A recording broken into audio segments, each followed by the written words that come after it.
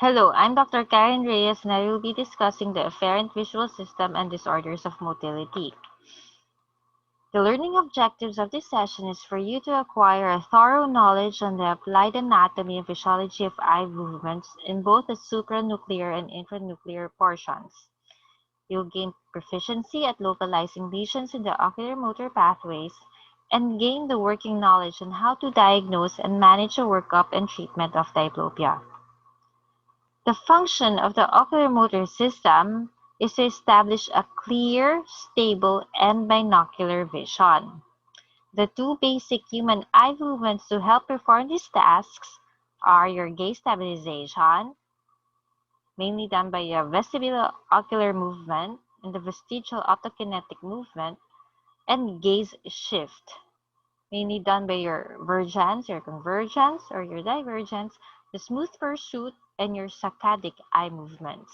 Saccadics are fast eye movements. It can be horizontal, side to side, very fast, or vertical, while smooth pursuit is when you track objects. It's a slow eye movement of tracking. The ocular motor system pathway is controlled and modulated by different regions of the brain with considerable anatomical and functional overlap. It is unlike the afferent visual system where the system is activated in order. The light enters the retina, then it goes to the nerve, then it goes to the chiasm, then it goes to the tract. Well, for the ocular motor system, it is modulated by different regions of the brain working together in an overlap.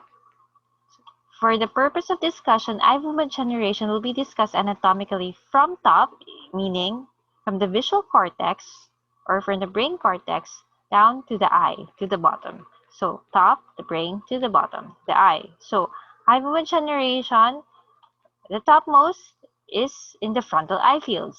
Essentially, this is your visual cortex, your frontal eye fields, your supplementary eye fields.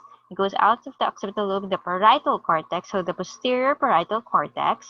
So these are your visual cortex here, and then also the posterior parietal cortex. Then it goes to the subcortical centers, including the basal ganglia, the thalamus, and the superior colliculus. Then it goes down to the brainstem. The brainstem, remember, is composed of your midbrain, pons, and medulla, or your premotor coordination of conjugate eye movements, including coordination by the vestibular ocular system. And then it goes to the cerebellum, to the ocular motor cranial nerves, 3, 4, and 6, and finally to the eye, to the muscle. These are the pathway that is responsible to create a clear, stable image using binocular vision. What is the most common complaint of patients with acquired 3 or 4 or 6 cranial nerve palsy? The answer there, diplopia.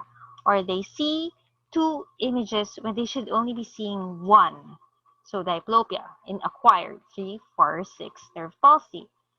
If a patient comes to you in your clinic complaining of diplopia, the first question that you should ask is, does the diplopia disappear when covering one eye? If the diplopia disappears when covering one eye, yes, and you're talking about you might suspect an ocular motor visual problem. However, if the patient if it says that diplopia does not disappear, or it persists even if covering one eye, it's still there with one eye, then it's a monocular diplopia, and you have to approach it differently because the lesion can either be in the cornea, the lens, or the retina. However, again, if it disappears when covering one eye, then you're talking about a binocular diplopia, and you have to know these. Does the patient meet the clinical diagnostic criteria for an orbital disease? Myasthenia suspect. Does the patient meet the clinical diagnostic criteria for third, a fourth, an ischemic third, an ischemic fourth, or a congenital fourth, or an ischemic sixth? So you have at least know this. I will begin the lecture here. The oculomotor nerve, or the third nerve, it innervates the medial rectus, the superior rectus, the inferior oblique, and your levator palpebral muscles. Also, it carries with it the parasympathetic fibers to the iris and the ciliary body, which is responsible for pupillary constriction. A complete third nerve palsy, would have a limitation of adduction. Say here, look at the left eye, there's ptosis. Limitation of adduction, unable to look to the right, the left eye, limitation of adduction, and upon lifting the ptotic lid, you'll see that the globe is encyclotorted and exotropic. It's XT. There is ptosis. And in some patients, it can be they can have a poorly dilated reactive pupil. A dilated purely reactive pupil, or they may have loss of accommodation. So aside from doing your full EOMs for the H or the X, you have to also test for convergence, because in some third nerve palsy, they may have loss of accommodation. So don't forget convergence. Now, incomplete third nerve palsy is any combination of these and or a dilated purely reactive pupil with or without a dilated purely reactive pupil. So let's look at this video. This is a man with a left upper lid ptosis.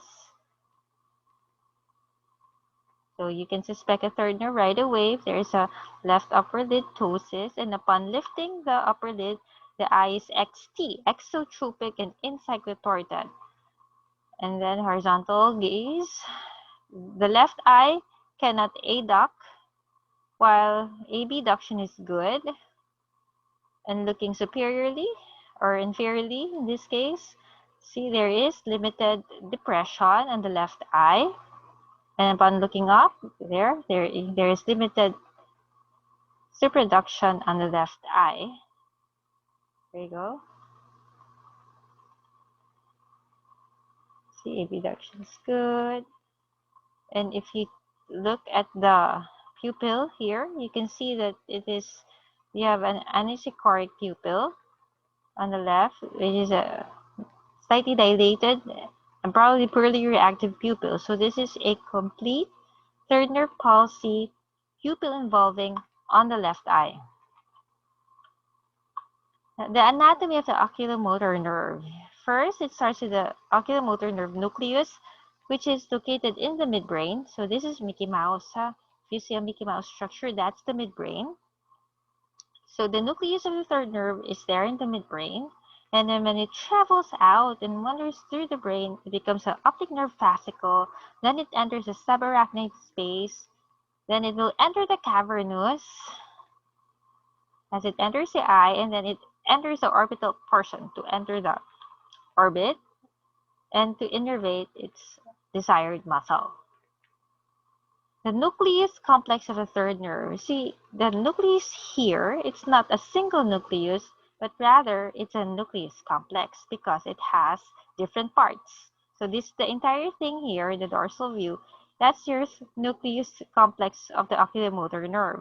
And it is divided into central caudate nucleus. This is central and unpaired, and it's the midline. It's central caudate. It supplies the levator palpebral muscle on both sides, both the left and the right side. So it's unpaired. It's only one in the center.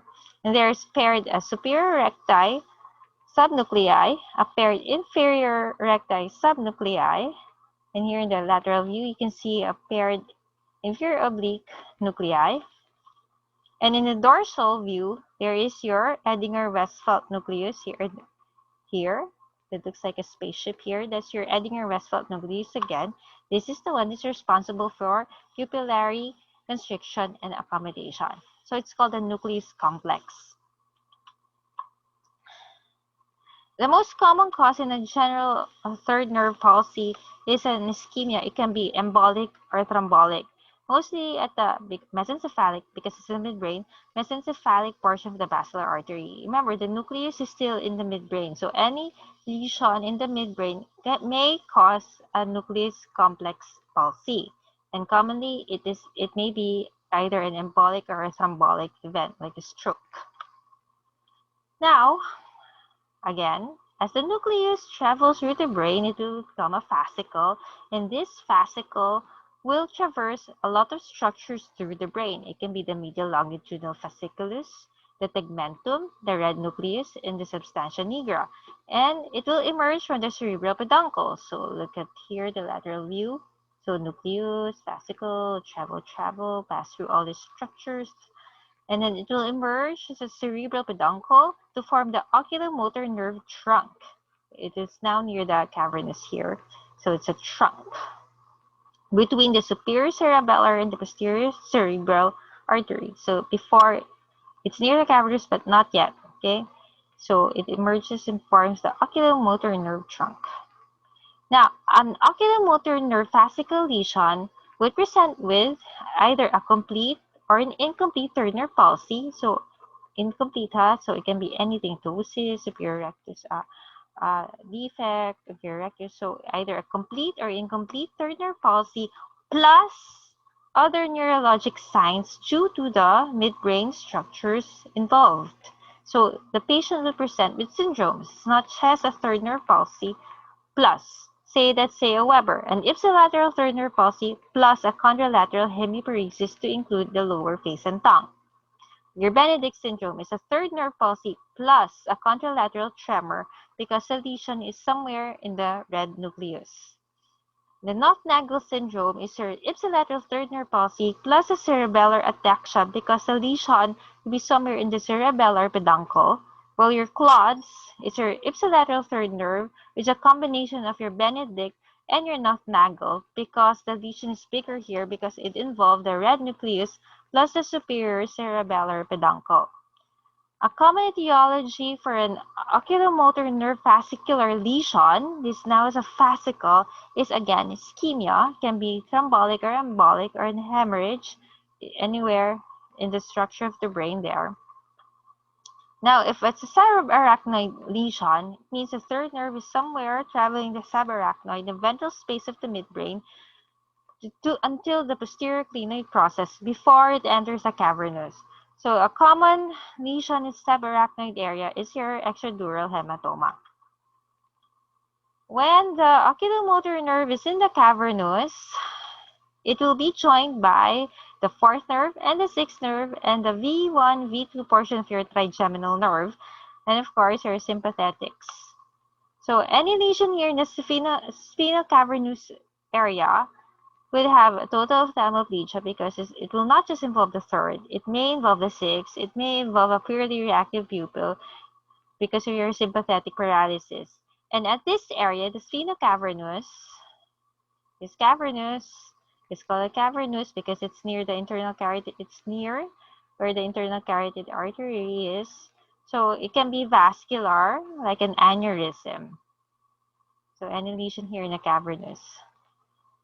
When it enters the orbit, it may selectively involve either the superior division, because again, the third nerve can innervate a lot of muscles, so it can divide superiorly, and the superior division innervates your superior rectus and your levator, while the inferior division innervates the medial rectus, the inferior rectus, the inferior oblique, and the parasympathetic fibers.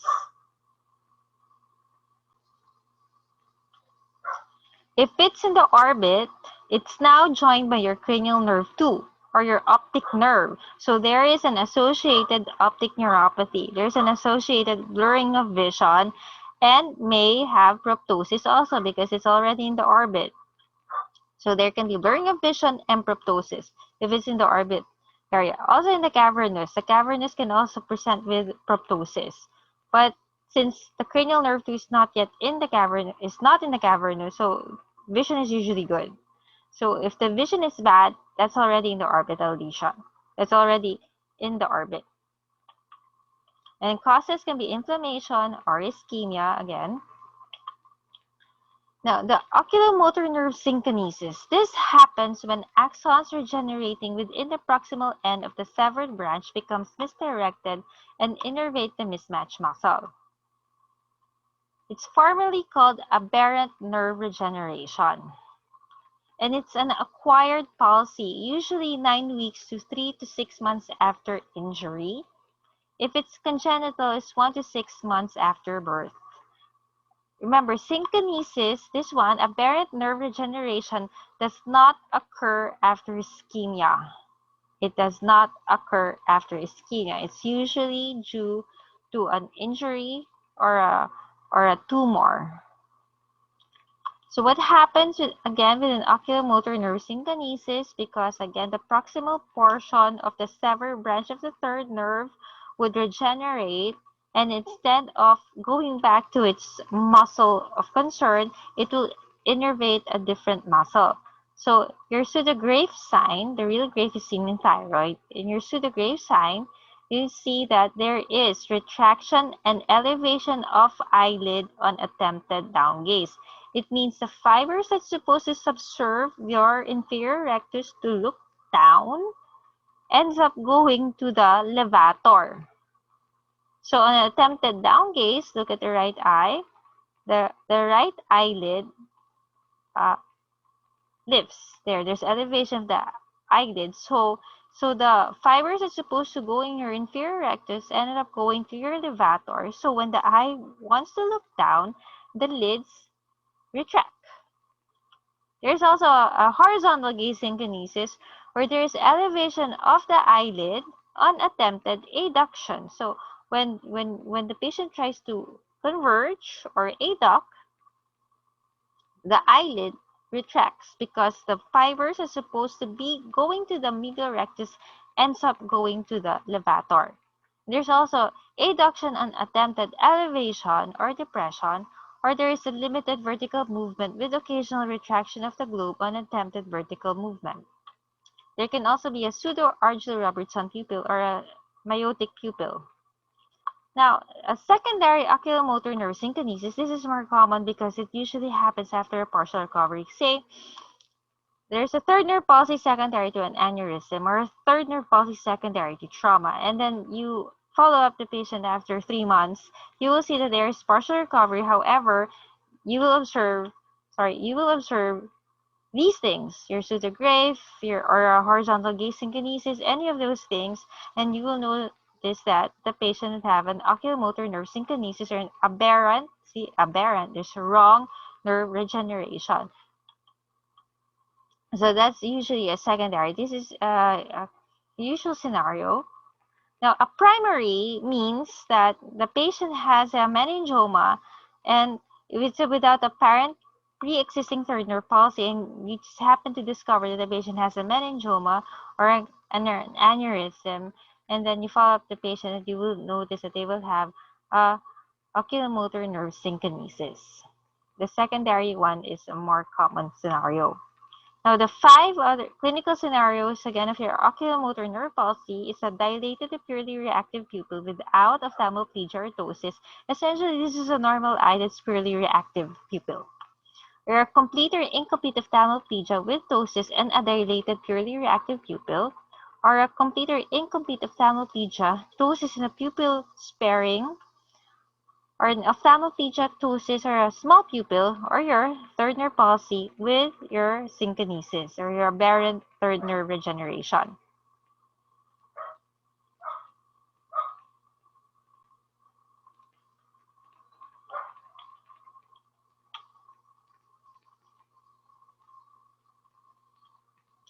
The scenarios 2, 3, 4, and 5 are the more common scenarios. The first scenario, this is again, without ophthalmoplegia, this is essentially a normal pupil with the dilated purely reactive pupil. This is extremely rare. However, it can be seen in comatose or blunted patients. So I will not delve with this in depth. And let's go to the second scenario where you have an incomplete or an incomplete ophthalmoplegia, ptosis in a dilated purely reactive pupil. Again, if it's a third nerve palsy, either a partial or a complete, but the pupil is involved, you have to suspect aneurysm, and this is an emergency. Always ask in your history, aside from the diplopia, if the patient has headache or an orbital pain. Because if it's pupil involving third nerve palsy with headache, suspect an aneurysm, this is an emergency.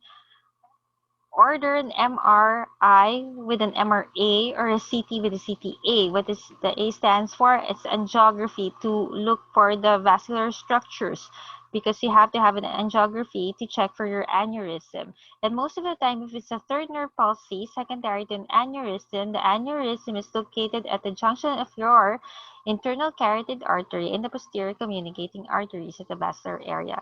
Say this in this diagram, this is a third nerve palsy, and this is outpouching, and the aneurysm is pressing on the third nerve, causing either a complete or an incomplete ophthalmoplegia and a dilated purely reactive pupil. The third scenario is pupil sparing. So pupil sparing can either be a complete or an incomplete ophthalmoplegia with ptosis, but the pupils are good. So you think ischemia. Again, what causes ischemia? Your ischemic risk factors, hypertension, diabetes, oral contraceptive pills, age, smoking, age, above 50, that's an ischemic age already. Smoking is an ischemic risk factor. So ischemia, you think if the pupils are spared or if the pupils are normal in a setting of a third nerve palsy, it can be due to ischemia. And if the patient is above 50 years old, again, the elderly, this is an ischemic risk factor age, it's most likely ischemia. And then you have to do your uh, blood workups, check blood pressure, check sugar, check the ESR.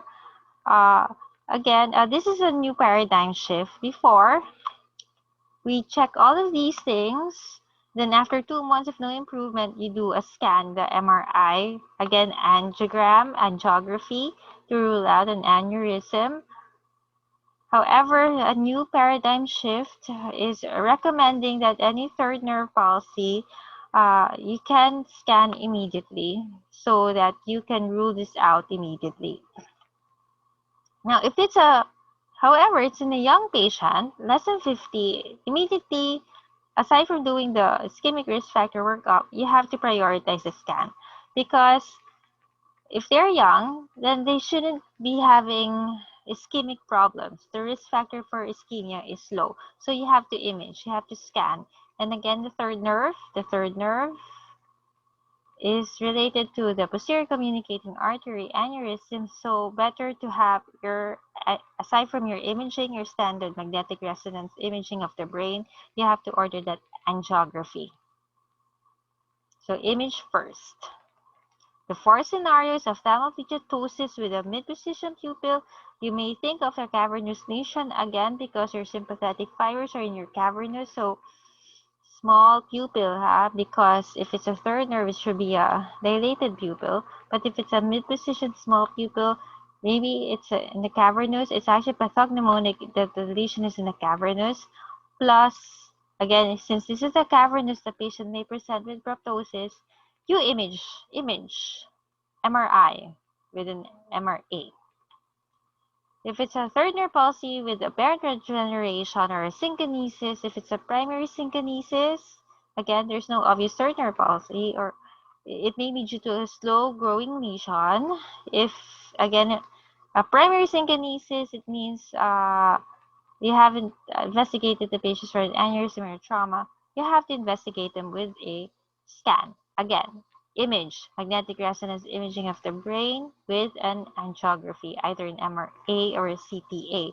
Because a primary synkinesis, a third nerve palsy with synkinesis that is primary, is usually due to a slow-growing lesion. What happens? If the slow-growing lesion presses on the nerve, of course, it damages the nerve. However, sometimes the slow-growing lesion, because it grows slowly, it gives time for the nerve to regenerate, causing an aberrant regeneration. So that is responsible for your synkinesis. So again, you scan. In a third nerve palsy, you have to image unless you can establish, or unless it has been established that the patient has ischemic risk factors. For adults, the common cause, an aneurysm or a vascular disease. So a vascular disease can be embolic or thrombotic, so your ischemia. In children's, birth trauma. Again, the main complaint of patients with a third nerve palsy that is acquired is binocular diplopia. And when you cover one eye, the diplopia disappears. So in the meantime, while you're looking for the cause of your third nerve, you can tell the patient to occlude one eye to get rid of diplopia. or if it can be measurable by their prisms, if the prisms are available, you can prescribe prisms or a Botox to the lateral rectus muscle in the acute phase of a partial third or an isolated MR palsy. Only special instances. You can do a strabismus surgery if the third nerve palsy has been stable for about 6 months, or a ptosis surgery if the ptosis has been stable for 6 months and if the etiology has been addressed. That's your third nerve. Now we carry on to see there's a head tilt. If you see a patient with a head tilt, especially if it's young, fourth nerve. The fourth nerve innervates only one muscle, the superior oblique muscle. The superior oblique is responsible for incyclotorting the globe, depressing the globe, and abducts the globe. A fourth nerve palsy is the most common cause of an acquired vertical strabismus. In your history, the patient will come with binocular diplopia. You qualify the diplopia again if the diplopia disappears, including one eye. Okay, if you have established it's a binocular diplopia, you can ask now if how the diplopia looks. If the diplopia is side by side or on top of each other. How does the diplopia look, side by side or on top of each other? If the patient says it's on top of each other, and sometimes, most of the time they say on top of each other and slightly oblique, then you might be talking about a fourth nerve palsy. The most common cause of your fourth nerve palsy or trochlear nerve palsy is either congenital or trauma. Okay, let's talk anatomy. The trochlear nerve is divided into the nucleus, a fascicle, the area where it travels the subarachnoid space, the fourth nerve in the cavernous, and the fourth nerve in the orbit. So there, this is what is unique about your trochlear nerve. It is the only nerve in the dorsal midbrain area, and this is your cerebral aqueduct here, so it's alone. As you can see, it crosses here because it's the only nerve in the dorsal midbrain. So for it to go and join the other cranial nerves, it has to go ventrally. When it goes ventrally, it will cross. And if you remember your anatomy, the other cranial nerve that has that unique function of crossing is your cranial nerve 2, your optic nerve. It crosses, right? Once it reaches the chiasm, it crosses. Well, here, the fourth nerve, the trochlear nerve, crosses as it goes ventrally. The clinical characteristics of a fourth nerve palsy is, again, because if it's responsible for depression, is hypertropia, excyclotorsion of the affected eye. Again, the diplopia is vertical, diagonal, or torsional. And then your other qualifier is where is the diplopia worse? On what gaze does it get worse? If the patient says it's worse on down gaze because the patient cannot look down because of that fourth nerve palsy, then you can consider that it's a fourth nerve palsy. So again, there's binocular diplopia that is either vertical, or diagonal, or torsional that is greatest on down gaze. And on eye movement, you can see that there is an overaction of the ipsilateral inferior oblique muscle. And for patients with a long enough trochlear nerve palsy, they can have an abnormal head posture. And because of that abnormal head posture, by gravity, it will cause facial asymmetry. If they've been like that for so long, then they can have facial asymmetry. Now, so that again, the nucleus of the fourth nerve rather is in the dorsal midbrain. The nucleus in the fascicle fourth nerve is so short that it cannot be anatomically separated. So it's either so it's called a nuclear fascicle. The short course of the fascicle makes the fascicular or the nuclear lesion indistinguishable. And then because of its long course inside the brain, it is most commonly involved in trauma. It can be affected by trauma. So trauma, fourth nerves, trauma.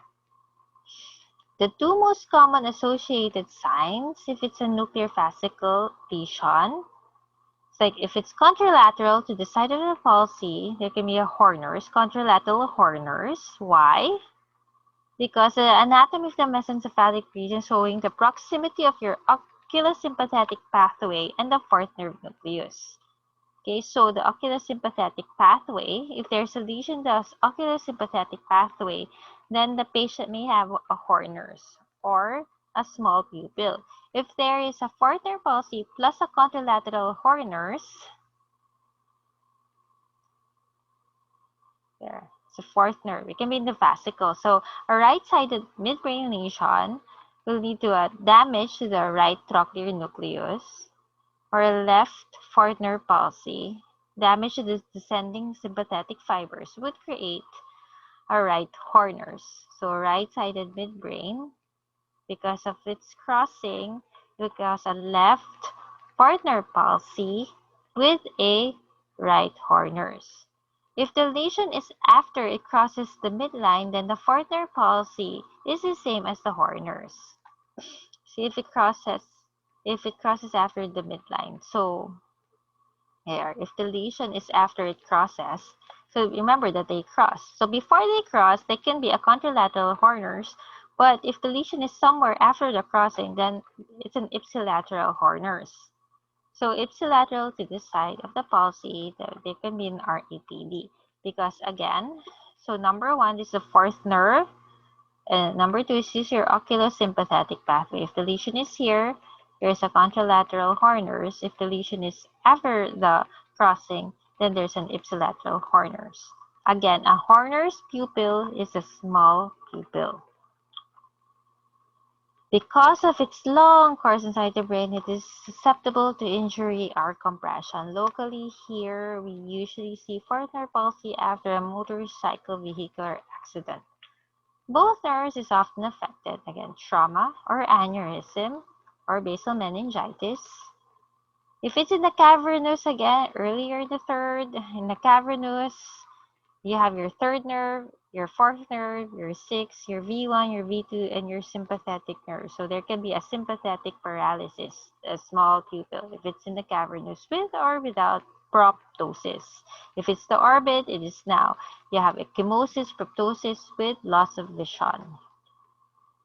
Now, congenital trochlear nerve palsy. There is a contralateral head tilt to address the diplopia. So that's why they're tilting their head.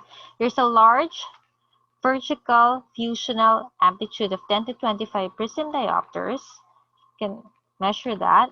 It may develop diplopia from a decompensated palsy after a minor head trauma. It means, what does it mean, a decompensated palsy? It means that they have a congenital fourth nerve, but since it's so small, it's not so obvious. They don't have diplopia until after, say, they get into a minor head trauma, say playing basketball or in a vehicular accident, then they see and they develop binocular diplopia because it's a decompensated palsy. It may be bilateral or congenital fourth nerve, and 75% of the time, because of that head tilt, that compensatory head tilt, they will develop facial asymmetry.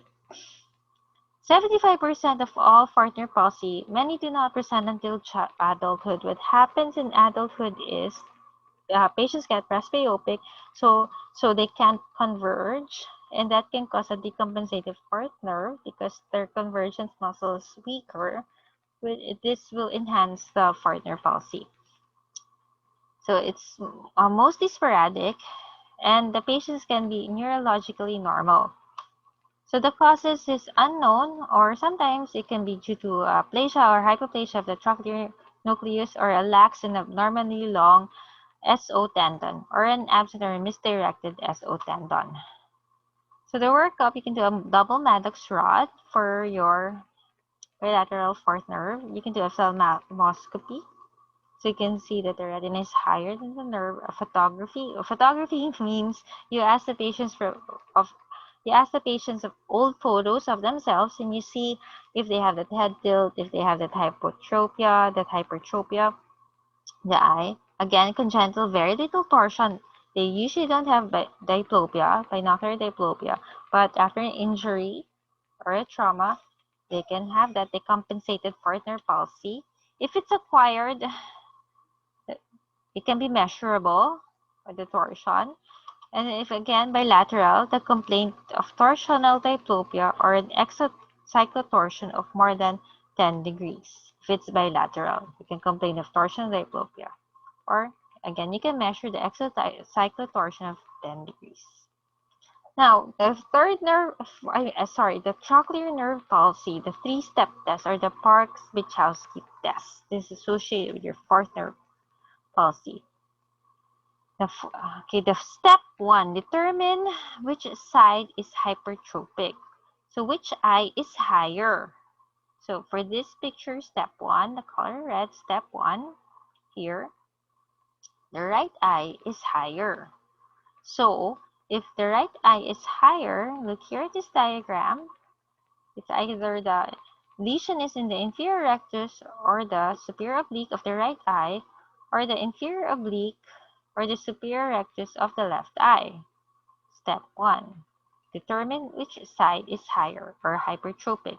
Step 2. The blue.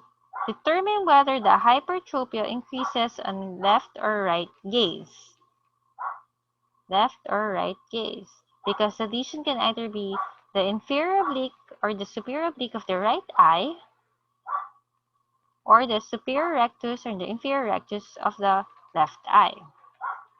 Again, the common muscle involved, superior oblique so far. Step 3, determine whether the hypertropia increases on right or left head tilt, because the involved muscle can either be the superior rectus of the right eye or the superior oblique of the right eye, or the inferior oblique of the left eye, or the inferior rectus of the left eye. There. For step 2, let's go back here. Determine whether the hypertropia increases on the left or right gaze. Again, step 1, there is right hypertropia that worsens on, this is right gaze. There, it's higher here on the left gaze. So it worsens on the opposite gaze and worsens on the same side as the head tilt. Here's step 3. So the common muscle that involves all this action is your superior oblique. So that's how you do your 3-step test. Now they have added a 4th step using a double Maddox rod to quantitate the torsional, because it's an oblique, there's a torsional component, and determine if it's a bilateral fourth nerve palsy. Use a double Maddox rod to check for cyclotorsion and measure it, to measure the cyclotorsion. To what degrees? Is it less than 10 degrees? And your step 5 is your upright supine test to differentiate whether if it's a fourth nerve palsy or a skew deviation, because a skew deviation can also present with a hypertropia on one eye. So you can ask the patient to lie down, because in skew, this involves your vestibulo-ocular or your cerebellars. When you lie down, the ears, the vestibulo-ocular part does not work because you're lying down. But for nerve palsy, it's still present. The hypertropia is still present. So you can do an upright supine test to differentiate whether it's a skew. When they lie down, there's no hypertropia. So it's better. The eye alignment is better in skew than the patient's lying down. But if it's a fourth nerve palsy, even if the patient's lying down, there is still a vertical misalignment. So that's your upright supine test. Okay, the patient can subjectively complain of torsion. It can happen in closed head injury. The patient can have cross hypertropia if it's bilateral. Again, with the right eye is higher in the left and the left eye is higher in the right. Your Bichowski head tilt test is on each side. So if you do your Bichowski test and then, both sides are like hypertropia, you can be dealing with a bilateral trochlear nerve palsy. And then you can objectively measure the torsion of more than 10 degrees. Each eye rotates outwardly, best measured using your double Maddox rod testing. The patient can have a V pattern XT and a chin down head posture. So bilateral trochlear nerve palsy. Again, a differential diagnosis is skew, thyroid eye disease, or your Brown's, or a primary overaction of the inferior oblique.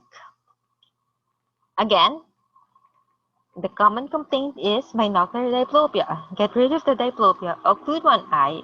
If it can be done by prisms, if it's small enough, can prescribe prisms. If the trochlear nerve palsy is stable, for at least 6 months. It means that your measurements is consistent, the etiology has been addressed. You can do a strabismus surgery doing one or a combination of the following: weaken the ipsilateral IO, weaken the contralateral IR, or strengthen the affected sphere oblique muscle.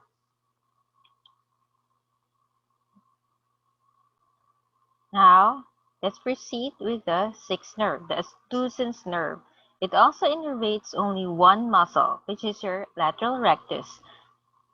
The lateral rectus is responsible in abduction of the globe. Again, let's discuss anatomy.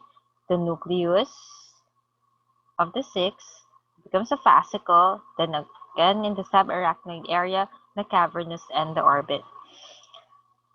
So, if there's a sixth nerve palsy or abducens nerve palsy, there will be limitation of abduction. The affected eye cannot look horizontally outwards. So, limitation of abduction. So, most of the time, you will see that the patient has esotropia, EP. Here, look at letter B in this diagram. The patient has esotropia, and upon looking here, the right eye at the left side, the left eye cannot abduct. However, it can adduct. There is adduction on the left eye, and there is abduction deficit on the left eye here. So, with esotropia, so this can be an abducens nerve palsy. And most of the time, again, the patient comes to you with diplopia. If it's monocular or binocular. If it's binocular, qualify it some more. Is it side by side? If it's side by side or horizontal, then you may be dealing with your sixth nerve palsy or abducens nerve palsy, because most of the time they will complain that it's a binocular, horizontal, or side by side diplopia, worse on one gaze. In this case, in this patient, it's going to be binocular diplopia that is side by side, worse on left gaze, because the eye cannot move in this direction. So the diplopia is worse there.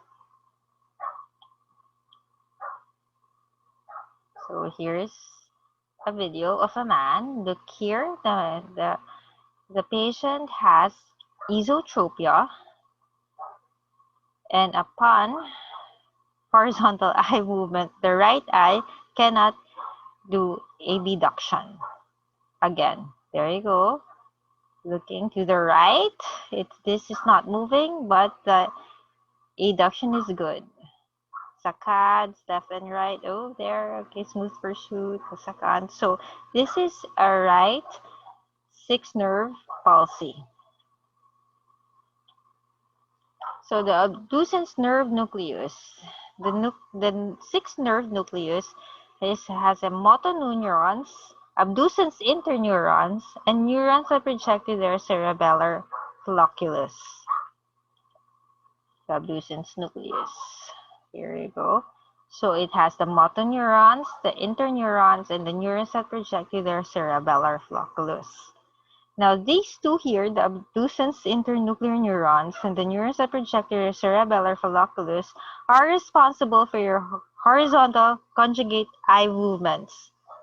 The yoke muscles. The yoke muscle of your lateral rectus is the medial rectus of the other eye. So for the eyes to move horizontally together, you have these to thank for: the internuclear neurons of the abducens and the neurons that project their cerebellar flocculus. These are responsible for horizontal conjugate eye movements of the yoke muscles of the lateral rectus in one eye and the medial rectus of the other eye. So the abducens, here we go. So here we are. So left abducens nucleus in the pons to talk to the left montane horizontal gaze center to talk to the right oculomotor nucleus at the midbrain through the right medial longitudinal fasciculus in this area here in the left montane horizontal gaze nucleus, the right medial longitudinal fissure. So that's how our eyes work together. So again, the right frontal eye field goes to the left pontine, left abducens nucleus, and left abducens nucleus. They talk to the right oculomotor nerve nucleus through the medial longitudinal fasciculus, and at the same time, they have to talk to the vestibular nuclei in the ear, because horizontal gaze, the ear, to balance for gaze stabilization, vestibular ocular movement. So that's how the frontal eye field, pons, abducens nucleus, talk to the interneurons through the medial longitudinal fasciculus. That's how they talk to the right oculomotor nucleus. So the yoke muscles can work together and move our eye at the same time. So horizontal conjugate gaze palsy can be ipsilateral. So you can check if there's impaired saccades, impaired smooth pursuits, or the VORs. You have your 1.5 syndrome. This involves the abducens nucleus and the MLF. Again, here the MLF, because there it's a 1.5. This involves abducens nucleus and the MLF. The horizontal conjugate gaze palsy and the ipsilateral peripheral facial nerve palsy, your facial nerve fascicle. In the most common cause is your ischemia, or an infiltration or compression of a tumor. So let's look at this patient here. And see, there is an abducting nystagmus or abducting nystagmus on the left eye, and the right eye is not adducting. So this is your internuclear ophthalmoplegia. There is adduction lag of the ipsilateral eye, like in this case here again. So look at the right eye. It has an adduction. It cannot adduct. There's an adduction lag of the ipsilateral eye to the side of the lesion, and the lesion again is in the medial longitudinal fasciculus. These are your paired fiber tracts that transmit impulse from the sixth nerve to the contralateral third nerve nucleus. So disruption along the MLF impairs mediating the conjugate eye movements, leading to your INO. And a bilateral INO in the States is usually caused by your multiple sclerosis. And if the patient is below 45 or young, it can be due to demyelination or trauma. But most of the time, if it's in the patient is in the ischemic age group, ischemia is the most common cause of your internuclear ophthalmoplegia, your INO.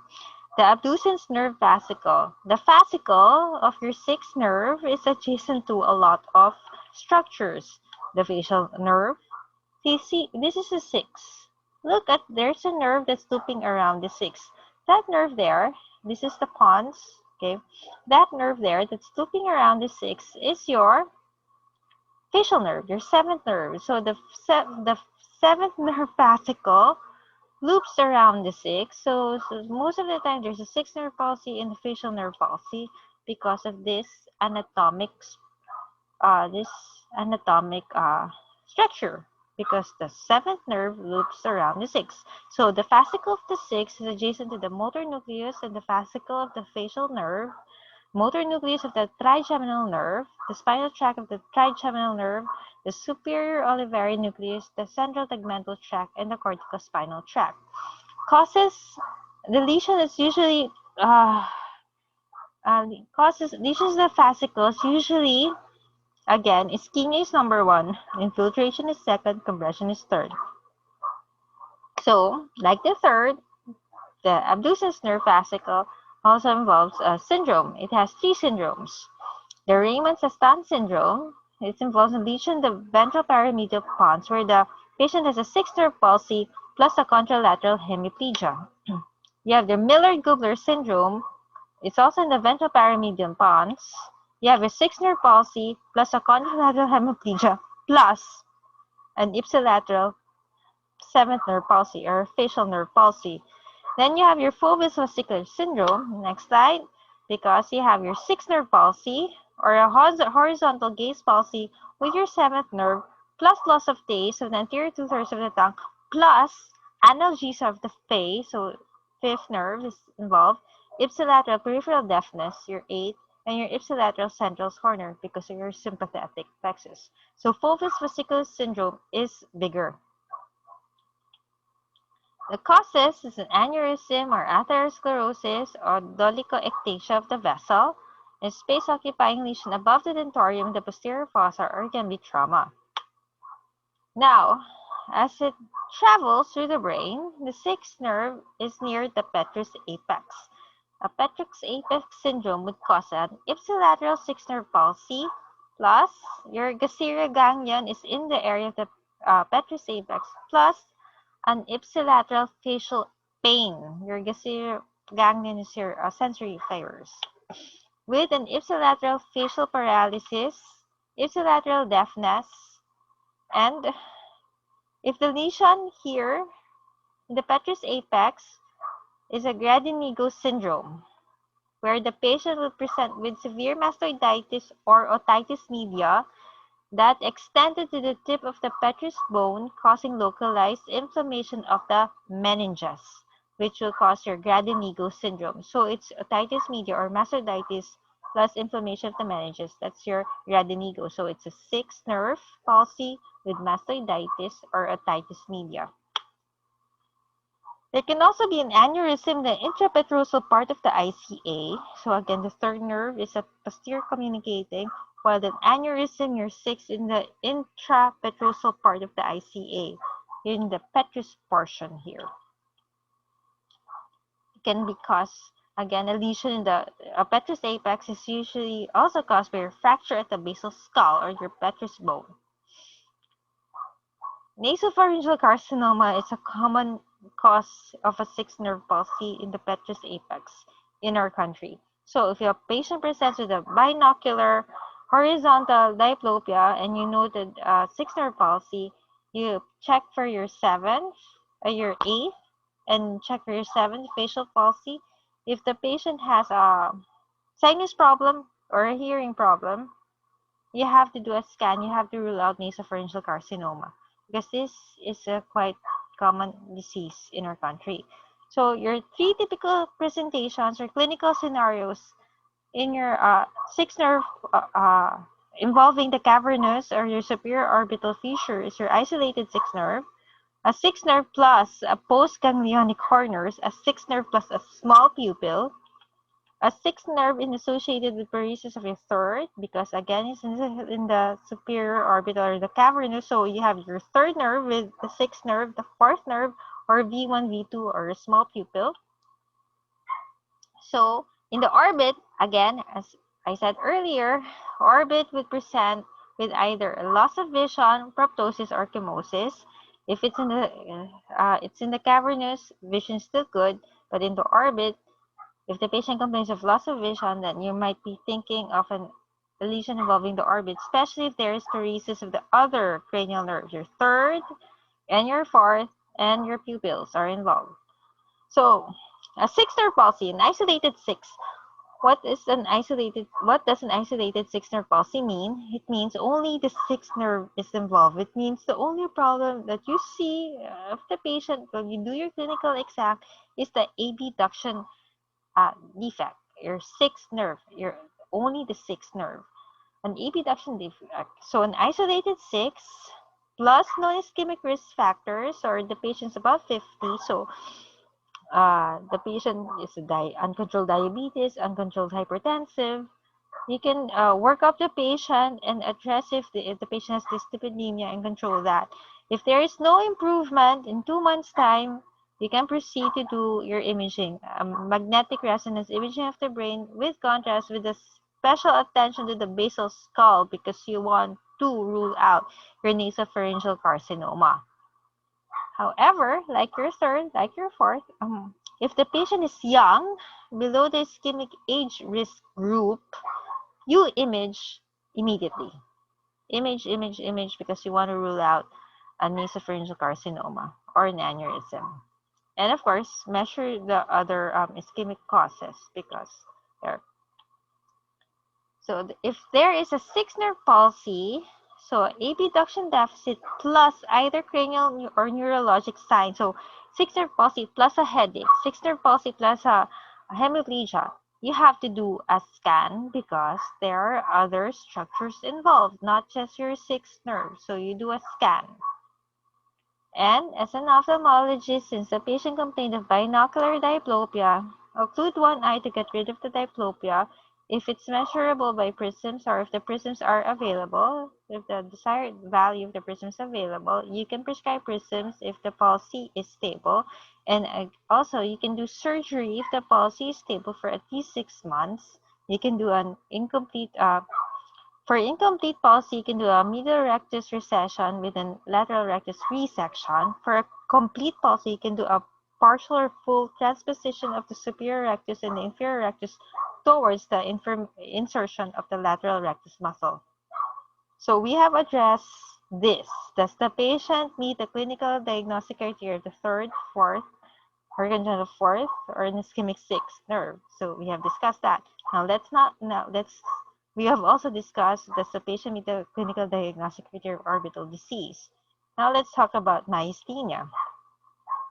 Excuse me. Myasthenia gravis, the most common ocular presentation is ptosis. As you can see, the doctor here is lifting the upper left lid because this patient has ptosis.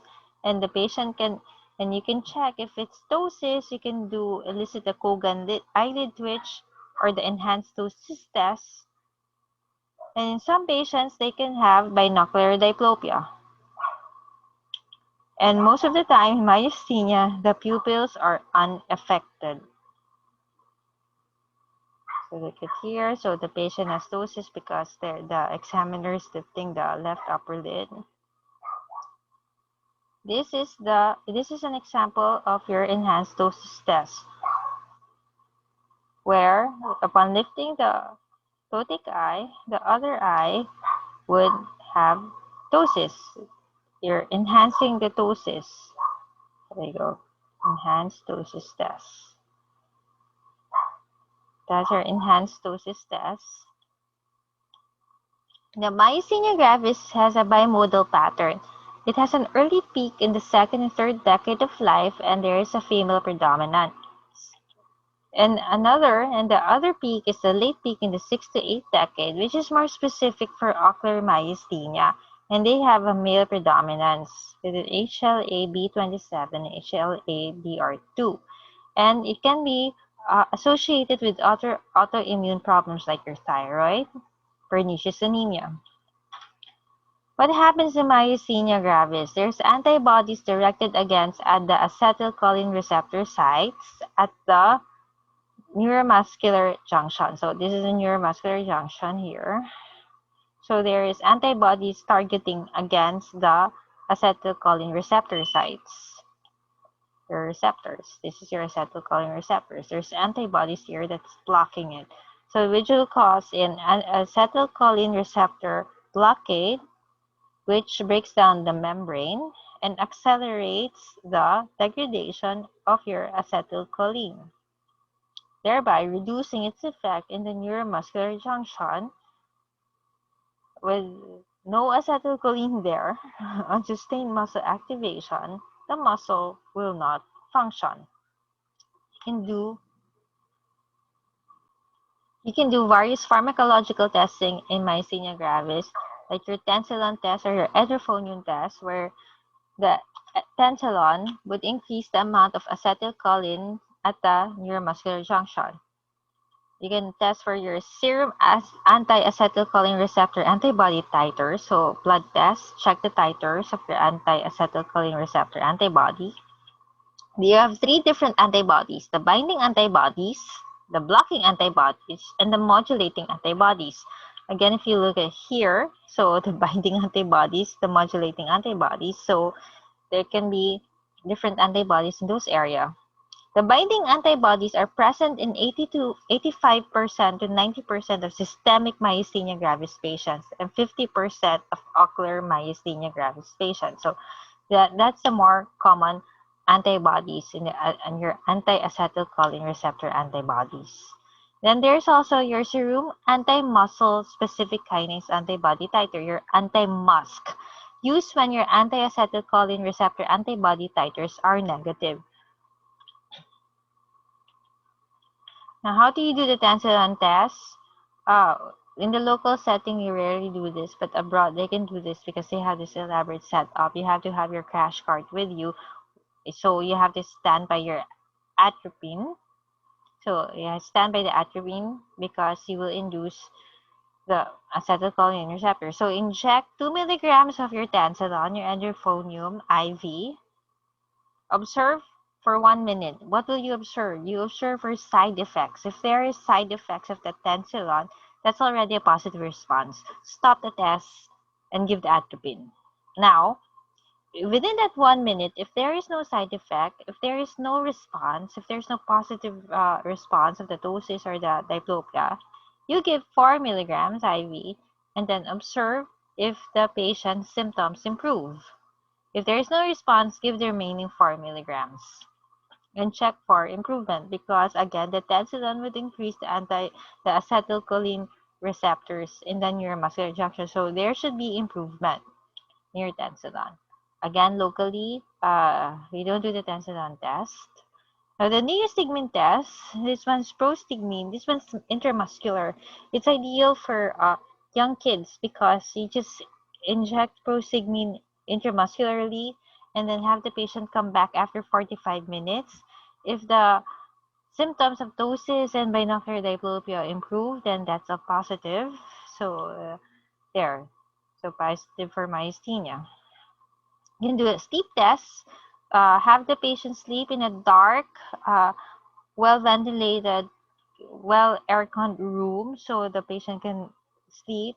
And after sleeping, you check if the patient's ptosis has improved or if the diplopia has improved. Now, the ice pack test, it's 90% sensitive and specific for myasthenia. However, it only works for atopic myasthenia, not for the diplopic myasthenia because the ice pack will only work in the levator muscle. So this is best done in patients that is complaining of ptosis. You can do your single fiber EMG here. This is in your books. This the single fiber EMG is still the gold standard in testing for myasthenia gravis, especially orbicularis. So it's best done with ptosis. And this is your RNS, rapid nerve response, where you can see a decremental response in the muscles.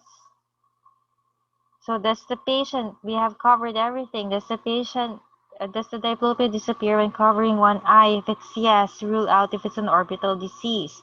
Again, we have discussed if it's an orbital disease, there can be vision loss. There can be total ophthalmoplegia because your cranial nerves 3, 4, or 6 and your sympathetics can be involved. So you have a small pupil or or is the patient a myasthenic suspect. So in your history, if there's diplopia, you ask if the diplopia is present all the time.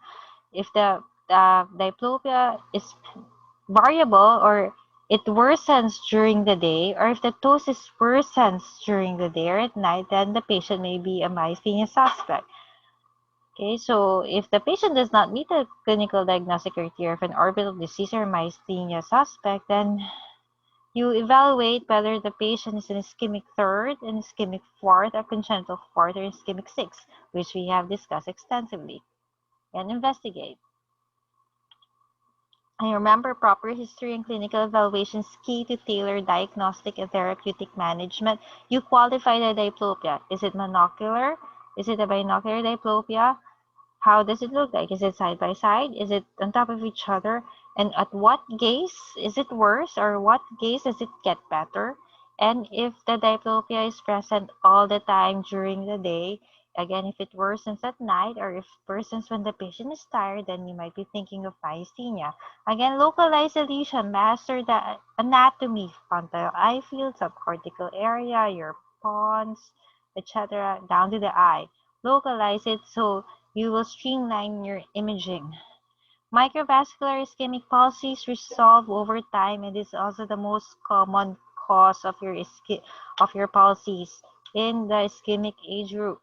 Neuroimaging is mandatory for atypical ischemic palsies, again young patients, and neuroimaging is mandatory for multiple cranial nerve involvement. Again, a third with a fourth or an ischemic six with a headache.